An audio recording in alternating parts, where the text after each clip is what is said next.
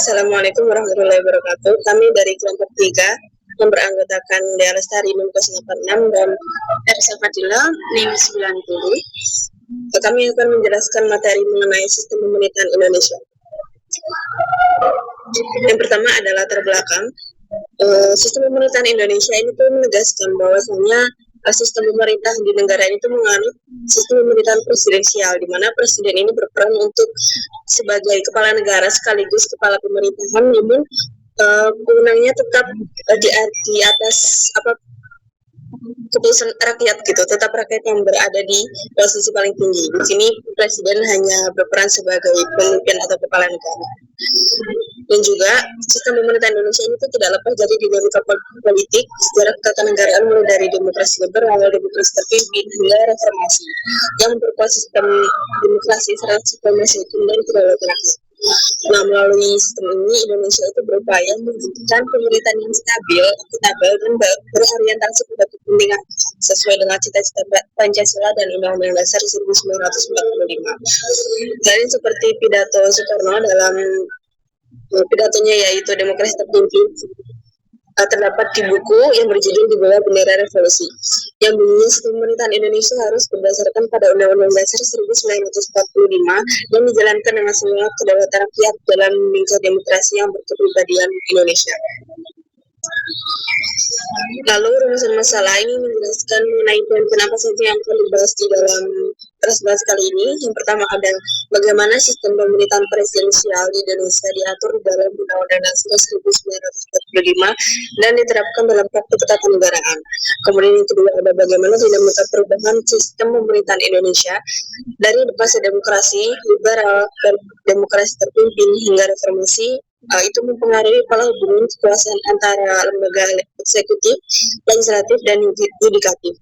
Kemudian yang ketiga ada sejauh mana sistem pemerintahan Indonesia ini tuh mampu mewujudkan pemerintahan yang stabil, akuntabel, dan berorientasi pada kepentingan rakyat sesuai dengan cita-cita Pancasila dan Undang-Undang Dasar 1945. Perubahan sistem pemerintahan Indonesia dari masa ke masa itu mencerminkan proses pencarian format ideal yang mampu menyeimbangkan kekuasaan antara lembaga negara. Yang pertama adalah sistem pemerintahan. Sistem pemerintahan itu merupakan refleksi dari pembagian dan pelaksanaan kekuasaan negara yang diatur secara konstitusional untuk mewujudkan keseimbangan antara stabilitas dan kontrol demokratis. Kemudian yang kedua ada sistem pemerintahan presidensial. Dalam sistem pemerintahan ini presiden menjabat sebagai presiden tertinggi, namun tetap dapat diberhentikan.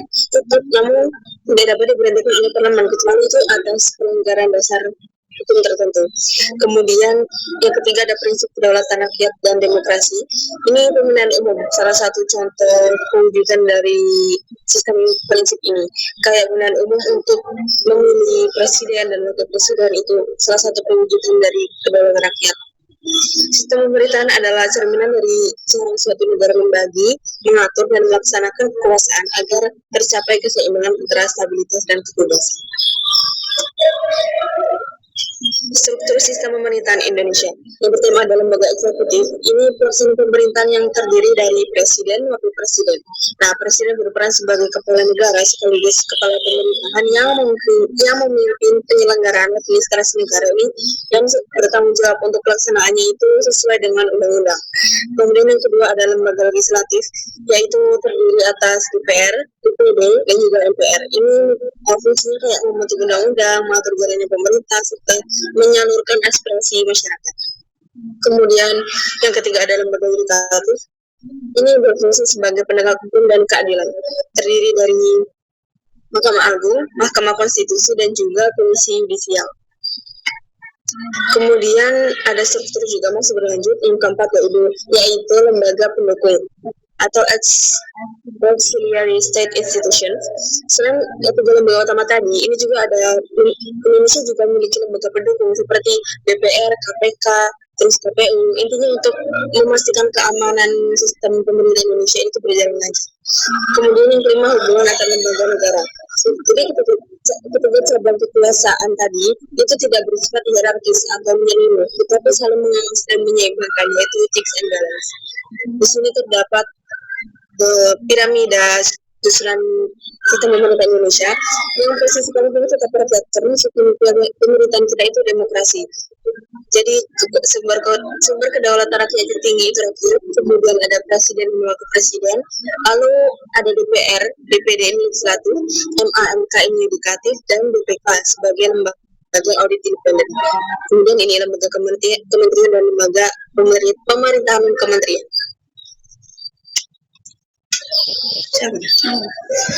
Lalu ada sistem pemerintahan presidensial menurut Undang-Undang Dasar 1945 dan penerapannya. Ini diatur dalam pasal 4 ayat 1, yaitu tentang yang menjelaskan bahwa presiden ini memegang kekuasaan pemerintahan menurut Undang-Undang Dasar. Kemudian pasal 7 menjelaskan tentang presiden dan wakil presiden memegang jabatan selama 5 tahun dan dapat dipilih kembali 1 kali, jadi bisa 2 periode.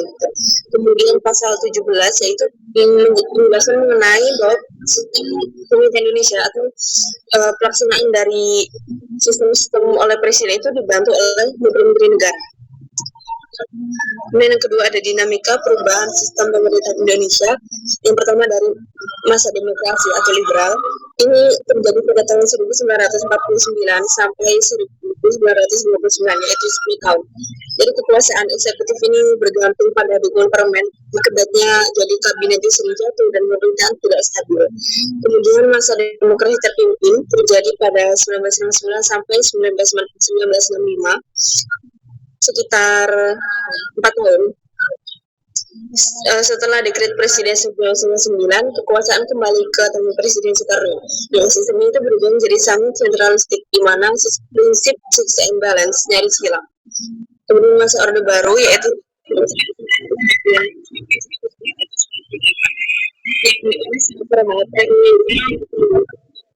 praktiknya itu otoriter. Di sini menjaga diri presiden bukan kekuasaan besar. Kemudian masa reformasi yaitu 1998 sampai sekarang itu dilakukan amandemen UUD 1945 terjadi pada tahun 1999 sampai 2002 untuk memperkuat sistem presidensial. Berikutnya ada efektivitas sistem pemerintahan saat ini dan sistem sebelumnya. Yang pertama itu ada stabilitas meningkat. Presiden punya masa jabatan tetap, tidak bergantung pada DPR. Yang dimaksud itu presiden tidak bisa dilakukan hanya karena kehilangan dukungan politik di DPR seperti dalam sistem parlementer. Hal ini itu membuat pemerintah lebih stabil dan bisa fokus menjalankan program jangka menengah dan panjang tanpa terlalu sering diganggu dinamika politik. Lalu ada akuntabilitas terjaga, yaitu ada lembaga pengawas seperti KPK, BPK, dan Ombudsman yang berperan penting dalam mengawasi jalannya pemerintah. Lembaga-lembaga ini dapat menyeimbangkan kekuasaan dan memastikan agar penyelenggara negara itu tetap bertanggung jawab kepada publik. Terus yang ketiga itu ada demokrasi, yaitu pemilihan langsung menjamin kedaulatan rakyat. Sehingga kedaulatan itu benar-benar berada di tangan masyarakat. Ini tuh menunjukkan bahwa rakyat itu memiliki peran utama dalam menentukan arah pemerintahan. Terus ada tantangan yang pertama itu ada koalisi politik pragmatis, hambat efektivitas kebijakan. Dalam praktiknya itu presiden itu seringkali harus membentuk koalisi besar di parlemen agar kebijakan bisa disetujui. Dan sayangnya koalisi ini sedang bersifat pragmatis dan tidak berlandaskan visi yang sama sehingga dapat menghambat efektivitas kebijakan pemerintah. Terus yang kedua itu ada korupsi dan birokrasi yang lambat. Ya meskipun ada pengawas, kasus korupsi dan lambatnya birokrasi masih menjadi masalah utama. Hal ini dapat menurunkan kepercayaan publik dan menghambat implementasi kebijakan yang seharusnya cepat dan efisien. Yang ketiga ada hubungan pusat dan daerah belum seimbang. Setelah era otonomi daerah, banyak kewenangan sudah diberikan kepada daerah, namun dalam praktiknya koordinasi antara pemerintah pusat dan daerah itu belum berjalan optimal. Ada itu juga terjadi tumpang tindih kebijakan atau bahkan tarik ulur kewenangan yang justru memperlambat pembangunan. Lalu ada implementasi sistem pemerintahan dalam kehidupan bangsa. Yang pertama ada pemilu langsung sebagai wujud kedaulatan rakyat. Kedaulatan rakyat di Indonesia itu mewujudkan melalui pemilihan umum secara langsung. Melalui pemilu, rakyat harus memiliki hak untuk memilih pemimpin mereka, mulai dari presiden, kepala daerah, hingga anggota legislatif. Terus yang kedua ada pembagian kekuasaan seperti eksekutif, legislatif, dan yudikatif. Untuk mencegah penyalahgunaan kekuasaan, sistem pemerintahan kita menerapkan pemisahan kekuasaan ke dalam tiga fungsi. Yang pertama ada eksekutif, yaitu pemerintahan yang menjalankan kebijakan negara. Yang kedua ada legislatif, yaitu DPRD dan DPD yang membuat undang-undang dan mengawasi pemerintah.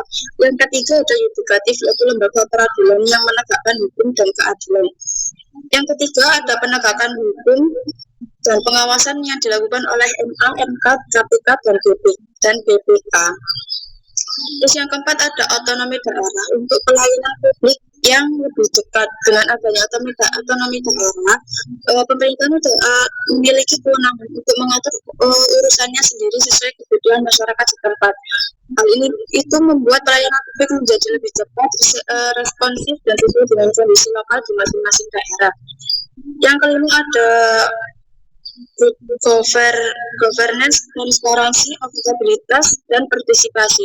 Pemerintahan yang baik atau good governance menjadi tujuan utama dalam sistem pemerintahan kita. Prinsip ini itu mencakup tiga hal penting. Yang pertama ada transparansi, yaitu keterbukaan informasi publik. Yang kedua ada akuntabilitas, yaitu tanggung jawab pemerintah terhadap proses kebijakan publik. Terhadap hasil kerjanya. Dan yang ketiga itu ada partisipasi masyarakat, yaitu keterlibatan warga dalam proses kebijakan publik. Selanjutnya ada pemahaman sistem pemerintahan membentuk sikap kritis dan cerdas dalam demokrasi. Pemahaman sistem pemerintahan bukan hanya tentang mengetahui siapa presiden atau pasal-pasal itu 1945, tapi juga tentang pemahaman bagaimana kekuasaan dijalankan dan diawasi. Jika seseorang paham akan sistem pemerintahan seperti siapa yang membuat kebijakan, siapa yang mengawasi, dan bagaimana rakyat bisa ikut berpartisipasi, maka dia akan lebih kritis terhadap keputusan politik dan tidak mudah dipengaruhi oleh opini publik yang menyesatkan. Selanjutnya peran mahasiswa dalam mengawal pemerintahan yang baik dan bersih atau good governance, good citizen. Mahasiswa dikenal sebagai agent of change, artinya mereka punya tanggung jawab moral untuk ikut mendorong terwujudnya pemerintahan yang transparan, akuntabel, dan berpihak pada rakyat. Dalam konteks good governance, mahasiswa bukan hanya penonton kebijakan publik, tapi juga pengawas, pengkritik, sekaligus penggerak perubahan. Jadi good governance dan good citizen saling terkait. Pemerintah yang bersih membutuhkan rakyat yang sadar hukum dan bertanggung jawab. Sebaliknya, warga negara yang baik hanya bisa tumbuh di bawah pemerintahan yang adil dan terbuka. Berikutnya ada analisis dan refleksi sistem pemerintahan Indonesia. Yang pertama ada sistem pemerintahan presidensial mampu menciptakan stabilitas politik dan memperkuat demokrasi secara era reformasi. Yang kedua ada pemilihan langsung menjadi rakyat benar-benar sebagai sumber kekuasaan negara. Yang ketiga adalah lembaga pengawas seperti KPK, BPK, dan MK memperkuat prinsip akuntabel meskipun pelaksanaannya belum sepenuhnya efektif. Yang keempat ada tantangan terbesar masih terletak pada praktik politik yang pragmatis, korupsi, dan birokrasi yang lambat. Yang kelima untuk reflektifnya, sistem sudah baik secara struktur, tapi perlu pembenahan dalam budaya politik dan integritas pejabat publik agar cita-cita Pancasila dan UUD 1945 benar-benar terwujud. Perjalanan sistem pemerintahan Indonesia mengajarkan bahwa demokrasi bukan sekedar terbentuk, tapi kesadaran kolektif untuk menempatkan kepentingan rakyat di atas kekuasaan. Analisis dan refleksi sistem pemerintahan Indonesia. Yang pertama, mahasiswa juga memiliki tanggung jawab moral dalam mewujudkan pemerintahan yang baik, bersih, atau good governance. Yang kedua, ada peran mereka sebagai agent of change dan social control menjadikan mahasiswa bagian penting dalam menciptakan budaya good citizen, yaitu warga negara yang sadar hukum, jujur, dan berintegritas. Yang ketiga ada good governance, tidak akan terwujud tanpa partisipasi aktif good citizen, dan sebaliknya good citizen tidak akan lahir tanpa pemerintahan yang terbuka, adil, dan transparan. Demokrasi bukan hanya tempat politik, tapi juga kesadaran kolektif untuk menempatkan kepentingan rakyat di atas kekuasaan. Good governance tidak bisa lahir tanpa good citizen, dan good citizen tumbuh dari kesadaran untuk ikut menjaga pemerintahan yang berfungsi. Dan kesimpulannya, sistem pemerintahan Indonesia yang berlandaskan UU 1945 menganut sistem presidensial dengan presiden sebagai kepala negara sekaligus kepala pemerintahan. Perjalanan sejarah dari demokrasi liberal hingga reformasi menunjukkan upaya bangsa dalam membangun pemerintahan yang stabil dan demokratis. Reformasi memperkuat prinsip check and balance serta kedaulatan rakyat melalui pemilu langsung. Meskipun demikian, tantangan seperti korupsi, birokrasi lambat, dan polisi pragmatis masih menghambat efektivitas pemerintahan. Dan pemerintahan yang ideal bukan sekedar kuat secara hukum, tapi juga berjiwa melayani masyarakat. Berikut ada daftar pustaka. Sekian dari kami. Mungkin apabila ada pertanyaan bagi teman-teman bisa melalui chat. Terima kasih. Assalamualaikum warahmatullahi wabarakatuh.